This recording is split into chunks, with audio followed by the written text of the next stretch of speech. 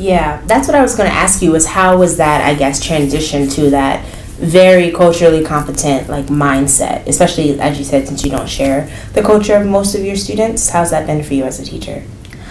I'm not gonna lie, it was hard. And when I first was placed at this school, I was almost a little bit confused as to why they had hired me when I am the only faculty member in the school that doesn't share the culture of my students and doesn't look like my students.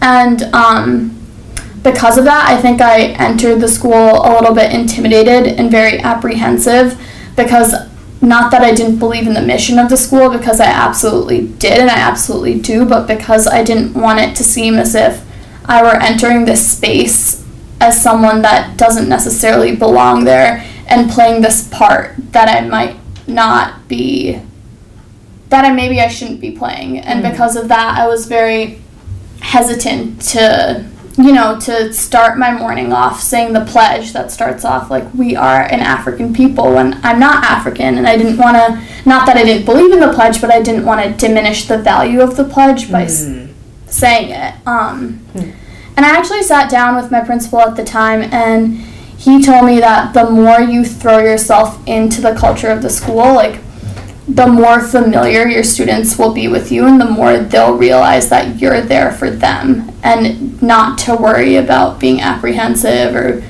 culturally appropriating, but just to go in and like full on. And as soon as I started doing that, I really saw a change in the attitude of my students, my coworkers, and my staff. Wow. Yeah. Yeah. Okay. I would love to hear more about sort of the attitudes of your students and what that was like.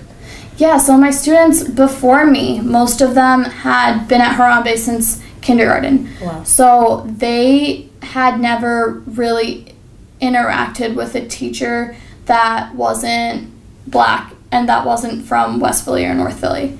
So because of that, I come in looking very young, looking very unlike them, like talking in a way that's very unfamiliar to them.